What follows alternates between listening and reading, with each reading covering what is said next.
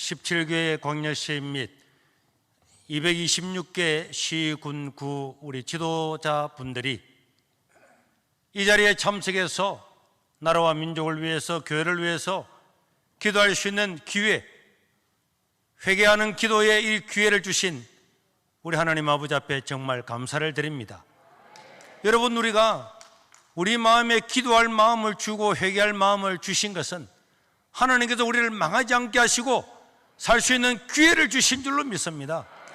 망하는 백성은 기도하지 않고 망하는 백성은 회개하지 않는데, 우리가 이런 조직을 만들어서 기도할 수 있다고 하는 것은 하나님께서 바로 이런 기도를 들으시고 우리를 살려주려고 하는 그런 의도가 있는 줄로 믿습니다. 우리는 당연히 어려울 때 기도해야 되죠. 여러분, 니느웨 백성들이 그 죽음의 문턱 앞에서도 회개하고 기도하니까 하나님께서 살려주셨고, 모세시대의 바로의 압제에서 간절히 백성들이 기도하니까 모세를 보내서 그 민족을 해방시켜 주었습니다. 여러분, 그 악한 사사기 시대에도 그들이 고통 중에서 괴로워하고 기도하니까 하나님은 사사들을 보내서 나라를 해방시켜 주었습니다. 오늘 우리가 드리는 이 기도가 사회 일반에서 보면은 별것 아닌 것처럼 보이지만은, 여러분, 저 민주노총 100만 명 모인 것보다도 여기는 더 놀라운 기적이 있는 것입니다. 전국에서 모인 우리 목사님들, 장로님들, 우리 대표들의 기도가 반드시 응답되어서 세상은 바뀌어질 것이라고 생각을 합니다. 저는 수년 전에 서울의 모 교회 집회를 갔는데, 그 집회를 하면서 그 담임 목사님과 저와 우리 집사람이 식사를 하는데, 노무현 정부 때에 청와대 비서관을 했던 한 분이 찾아와서 동석을 하게 되었습니다. 저는 그분의 이야기를 듣고 너무나 충격을 받았습니다. 여러분, 지금 제가 실명을 거론하면은 그렇지만은 제가 그동안에 실명을 많이 거론했는데 요새는 원체 고소고발을 많이 해서 충남 도지사 하다가 여러 가지 문제로 낙마했던 사람이나 또 여러 가지 문제를 일으켰던 조아무개 법무부 장관 했던 분이나 이런 분들이 청와대에서 모여서 기독교 인구가 1300만 명이라고 할 때에 기독교 인구를 지금의 10분의 1로 줄여야 된다, 이런 것을 청와대에서 언론하면서 그렇게 기독교를 많이 두면은 절대로 우리가 정권을 유지할 수 없다는 이런 이야기를 할 때는 이야기를 듣고, 저는 그때부터 계속적으로 이 국가를 위해서, 교회를 위해서 기도하면서 경각심을 가지고 있었습니다. 작년 4.15 총선 전에 지금 통일부 장관이 했던 이현영은 총선에서 압도적으로 승리해서 종교계를 개편해야 된다고 이야기했습니다. 여러분, 자기가 뭔데 종교계를 개편하겠습니까? 저는 청와대에 있는 주사파 이름을 한 사람 한 사람 검명을 하면서 이들을 절대로 국회에 보내서는 안 된다고 설교를 함으로 말미암아서 선거법 위반으로 조사를 받고 경찰, 검찰 모든 조사를 받고 여러 가지 고통을 겪게 되었습니다.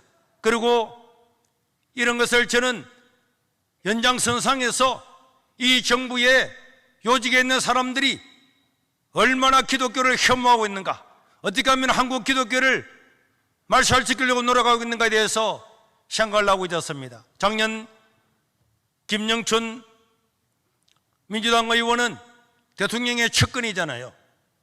그런데 코로나가 왔다는 핑계로 코로나가 걸릴 가능성 1%가 있다면 모든 교회를 폐쇄하고 자기들 마음에 드는 교회만 허가지로 교회를 열어줘야 된다, 이런 것들 자기가 대통령에게 직접 건의를 하고, 그 다음에 문광부 장관에게도 그것을 압박을 하는 것을 국회 질문을 통해서 직접 들었습니다. 그래서 작년 부산 선거, 시장 선거 3일을 앞두고 민주당 후보로 나왔던 그 김용춘을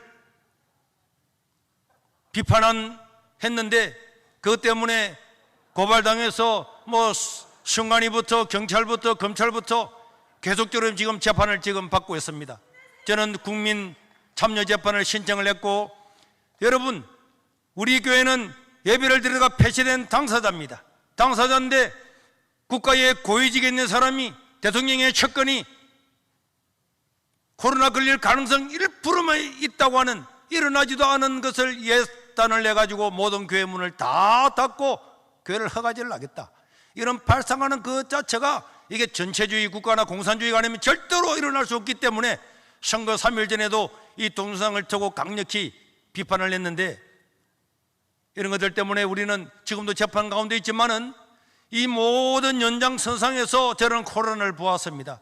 작년에도 우리가 계속적인 예배를 드리다가 작년에도 폐쇄를 당하고, 작년 12월 30일부터는 새로운 감염법 예방법 49조가 발동됨으로 말미암아서 예배를 드리다가 정부의 방침대로 하지 않으면 경고를 받고, 경고를 했는데도 예배를 드리면 10일 정지하고, 10일 운전 정지를 했는데도 예배를 드리면 무기한 폐쇄에 들어가고, 폐쇄에 들어갔는데도 불구하고 예배를 드리면 교회 표지판을 뜯겠다고 하는 것이 감염법 49조였습니다. 저는 그 집 작년 12월 30일 날 발의됨으로 말미암아서 저는 1월 첫째 주부터 우리 교회는 당회가 모여서 좋다, 우리 교회가 계속적으로 예배를 드림으로 말미암아서 이 법안을 무력화시켜야 된다, 우리는 헌법 소원을 하고 법적인 그런 대치를 해야 된다. 그러려고 하면은 피해 당사자만이 헌법 소원을 할 수 있고 피해 당사자만이 행정소송을 하고 있기 때문에, 할 수가 있기 때문에 우리는 당에서 만장일치로 우리 교회가 폐쇄가 되고 우리 교회 하나가 없어지는 한이 있어도 한국교회를 위해서 우리가 희생하자. 만약에 우리가 잘못되면은 저는 여기서 책임을 지고 교회를 사임하고 내가 목회를 그만두겠다. 우리는 우리 교회 하나가 없어지는 한이 있어도 이 불법적이고 악법적인 이 정부와 당에서 싸워야 되겠다. 그렇게 해서 저희들은 예배를 드리다가 그 예방법에 의해서 첫 번째로 실제로 교회가 폐쇄가 되었습니다. 교회가 폐쇄되고 난 다음에 전국에서 많은 분들이 와서 지지도 해주고 그랬지만은 모든 공중파, TV나 라디오, 모든 언론에서 우리 교회를 완전히 극으로 몰아가고 우리에게 고통을 주었습니다. 서울에서 5명도 모이지 못하는데 여기서 1000명이 넘는 사람이 함께 예배드리는 광경을 보고 완전히 우리를 매도했습니다. 그러나 여러분, 우리는 여기서 굽히지 아니하고 교회가 폐쇄됐음에도 불구하고 저 잔디밭에서 추운 한겨울에 하나님께 예배를 계속적으로 드렸습니다. 그런데 놀라운 것은 우리는 아무리 교회를 폐쇄하고 정부가 압박을 해도 우리 세계로 교회 교인 한 명이라도 남아있는 날 동안에는 반드시 우리는 대면 예배를 드릴 거다, 이렇게 해나갔는데 놀라운 일이 일어났습니다.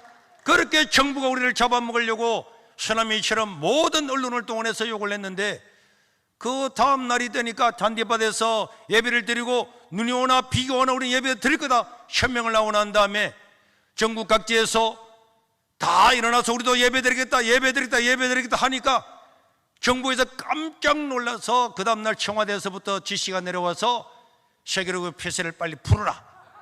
그래가지고 공무원들이 찾아와서 예배를 드리라고 통사정을 했습니다.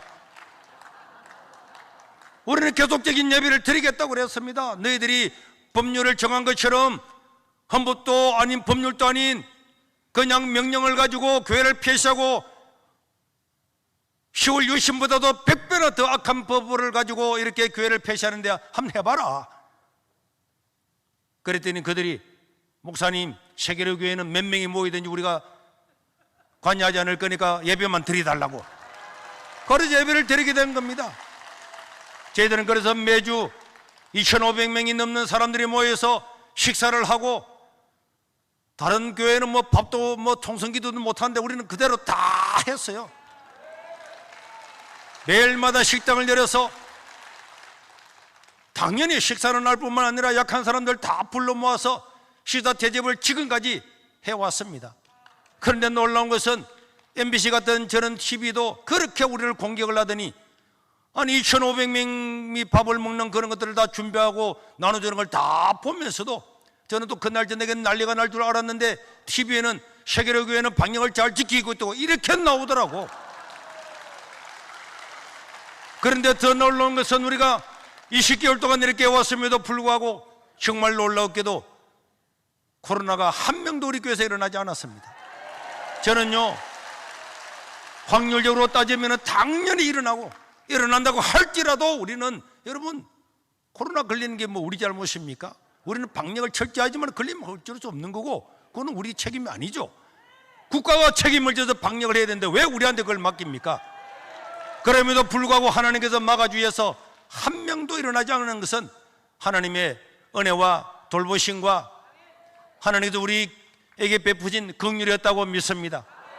오늘 이 자리에서 오신 우리 안희아 목사님이나 고병찬 목사님이나 우리 박용호 목사님이나 앞으로 말씀을 전하겠지만은 또 우리 심화보 목사님이나 또 사랑제일교회나 여러분 많은 교회들이 어려움을 당하고 우리도 고발을 20번이나 넘어 넘게 당하고 국가를 향해서 개교회가 헌법 소원을 2개를 하고 있고 그 다음 행정소송을 2개를 하고 있습니다. 다음 주 목요일 날 1심 판결이 나는데 우리는 여기서 반드시 승리하기를 기도하고 있고, 우리가 만약에 법적으로 1심에서 승리하게 되면은, 어제도 부산시장을 만나서 점심을 먹으면서 이야기했더니, 목사님, 세계로 교회가 1심에서 승리하면 부산시는 절대로 항소하지 않겠습니다. 1심에서 그냥 판결이 마무리됨으로 말미암아서 이게 우리나라 판결의 판례가 되도록 하겠습니다. 그래 했기 때문에 여러분들도 기도해 주셔서 우리가 승리를 하게 되면은 전국적으로 고소고발당한 모든 교회들이 오히려 배상할 수 있는 그런 기회가 되는 기회도 생기게 될 것입니다. 그러나 만약 우리가 진다고 할지라도 우리는 원래 계획대로 2심, 3심 대부분까지 가서 반드시 헌법소원까지 가서, 이거는요 누가 보더라도 법리적으로는 우리가 승리할 수밖에 없는 겁니다. 우리 하나님께서 우리를 긍휼히 여겨 주시던 것처럼 우리 한국교회를 긍휼하게 주고, 또 이 코로나 시대에 1만 개의 교회가 사라졌습니다. 이런 안타까운 일이 있는데 1만 개의 교회가 사라지고 수많은 목회자가 일용직으로 나가고 택시 운전을 하고 대리운전을 하고 우리 대한민국에 한 번도 없는 일들이 일어났는데 이것을 안타까워하지 않는다면 어떻게 우리가 한국교회가 하나 됐다고 말할 수 있겠습니까? 우리 교회 하나가 살아났다고 해서 작은 교회가 1만 개나 주고 150만 명의 성도들이 어디로 간지도 모르고 사라졌는데 안타까워하지 않는다면 우리는 정말 이 시대를 살아간 것을 부끄럽게 말할 수밖에 없을 것입니다. 수많은 악법들이 있습니다. 반드시 기도하고 철별해야 됩니다. 이런 것들이 통과되면 한국교회는 미래가 없고 우리의 청소년들은 전부 다 이 악법 아래에서 하나님을 믿지 못하는 그냥 지옥의 길로 떨어질 수밖에 없기 때문에 오늘 이런 기도를 통해서 유튜브나 방송이나 오늘 여기 모인 사람들 한 사람 한 사람이 이런 기도를 계속적으로 견지해 나간다면 하나님은 니네의 백성들을 긍휼히 여기고 이스라엘 백성들을 긍휼히 여기고 사사기 백성을 긍휼히 여기고 엘리야 시대를 긍휼히 여긴 것처럼 하나님 역사가 나타날 줄로 믿습니다. 우리의 기도가 나라를 살리게 될 줄로 믿습니다. 이 자리에 오신 여러분,